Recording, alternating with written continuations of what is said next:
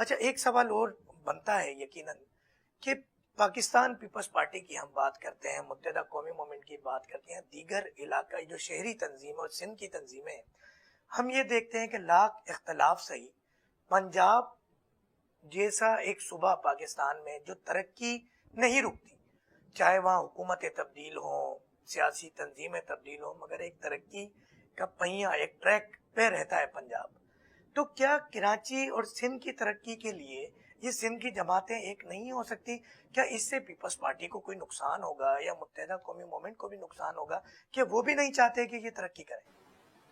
نہیں، اصل میں دیکھیے تمام وسائل جو ہے وہ سمیٹ کے پنجاب نے اپنے پاس رکھے، اور یہ ڈھکوسلے بازی کے صاحب این ایف سی ایوارڈ کے تھرو جو ہے وہ صوبوں میں آبادی کے تناسب سے پیسہ ملتا ہے اور اس کو وہ اپنے علاقوں کی ڈیولپمنٹ پہ خرچ کر سکتے ہیں، یہ سب غلط ہے۔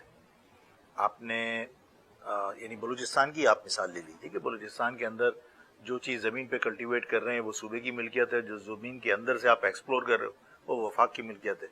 تو بلوچ جو ہے وہ تنزیہ ہم سے یہ کہتا ہے کہ جو زمین پہ اگ رہا ہے وہ بھی پنجاب میں، اور جو زمین کے نیچے سے بلوچستان سے نکل رہا ہے وہ بھی پنجاب کا، اس لیے کہ وفاق کا مقصد ہی پنجاب ہے۔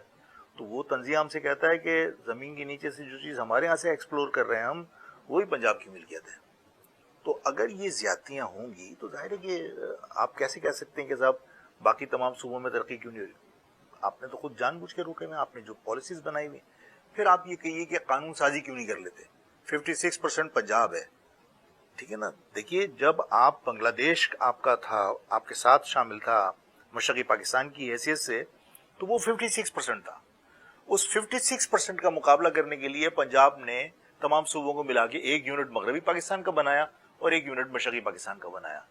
جیسے ہی بنگلہ دیش سے آپ نے جان چھڑا لی، اس کے بعد آپ نے اٹھا کے جو ہے 1 یونٹ توڑ دیا، اور بنگلہ دیش کے بننے کے بعد کیونکہ پنجاب 56% تھا تو اس نے بڑے صوبہ بن کے اپنا کنٹرول قائم کر لیا، باقی چھوٹے صوبوں کو اس نے آزاد کر دیا صوبوں کی حیثیت سے۔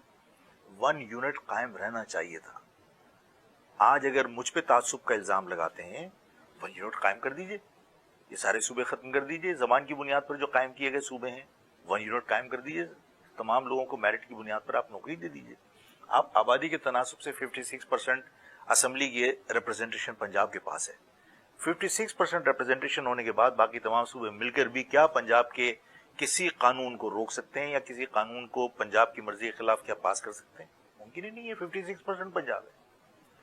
تو آپ ڈومینیٹ کر رہے ہیں، اس ڈومینیشن کی وجہ سے آپ پاکستان کے تمام وسائل کو پنجاب پر لگا رہے ہیں۔ ہم سے ہی کہا جاتا ہے کہ پیپلز پارٹی نے آپ کے ساتھ یہ زیادتی کی، پیپلز پارٹی نے آپ کے ساتھ یہ زیادتی کی۔ تمام زیادتیاں میں قبول کرتا ہوں، اور میں کہتا ہوں کہ پیپلز پارٹی متعصب ہے، میں کہتا ہوں پیپلز پارٹی جو ہے وہ بدعنوان ہے، لیکن ہمیں اگر پیپلز پارٹی زخم لگا رہی ہے، ہمارے زخموں میں مرہم رکھنے کے لیے کیا فیڈرل گورنمنٹ نے کبھی ایف آئی اے میں، کبھی پی آئی اے میں، کبھی کسٹم میں کوئی نوکریاں دے دی؟ آپ جب یہاں اشتہار دیتے ہیں تو آزاد کشمیر کی اس میں سیٹ ہوتی ہے، اس میں گلگت بلتستان کی سیٹ ہوتی ہے، لیکن کراچی کے اندر ملازمت دے رہے ہو آپ، اور کراچی کے لوگوں کے لیے لکھا جاتا ہے کراچی کے لوگ زحمت نہ کریں درخواست دینے کی۔ تو پنجاب نے یا وفاق نے ہمارے زخموں پہ کبھی مرہم نہیں رکھے، انہوں نے اپنا رویہ ایک متعصبانہ حکمراں کی حیثیت سے ہی رکھا ہے۔ میں نے آپ کو نواز شریف کی مثال دی کہ نواز شریف نے چیمبر آف کامرس میں کہا یہاں حالات خراب ہے تو آپ پنجاب کیوں نہیں آ جاتے انڈسٹری لے کے؟ بات یہ کہ ایک پرائم منسٹر پاکستان کا ہے، پاکستان کے کسی بھی کونے میں اگر لالیسنس ہے تو اس کو ختم کرنا اس کی ذمہ داری تھی، یہاں کے لوگوں کو یہیں تحفظ فراہم کرنا اس کی ذمہ داری تھی، نقل مکانی کرنے پر اس کو کیوں مجبور کیا جا رہا ہے؟ تعصب تھا نا۔